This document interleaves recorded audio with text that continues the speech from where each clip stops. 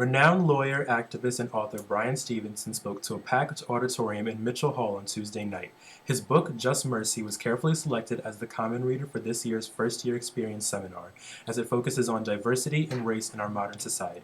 During his presentation, Mr. Stevenson recounted the emotional stories of his past experiences with some of his clients on death row included in his book. Stevenson, I want to thank you for representing me. And then he said, Mr. Stevenson, I want to thank you for fighting for me. And the last thing that man said to me that night was, Mr. Stevenson, I love you for trying to save my life. How much fun. They pulled him away, they put him on a gurney, and they executed him. Mr. Stevenson addresses the four components that he believes are necessary to achieve liberty and justice: proximity, changing the narrative, hope, and confronting discomfort. You model the behaviors of mercy and justice by being courageous, by doing difficult things. Yes, by getting proximate and staying hopeful and changing narratives and doing uncomfortable things. And when it happens, you experience something that I think feels more like justice.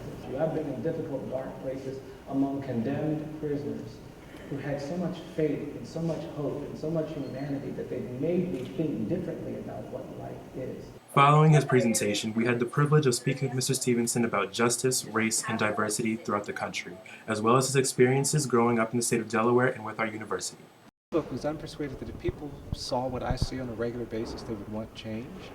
And because I was born in this state and raised here, I absolutely want my home community to embrace this challenge. When I was a kid growing up, there wasn't much diversity here. It wasn't a school that many of us thought about attending because it just had, for a long time, not been available to minority kids. Go to college and not have exposure and access to information about African American history and other perspectives that affect people of color in this country would leave you with an incomplete education.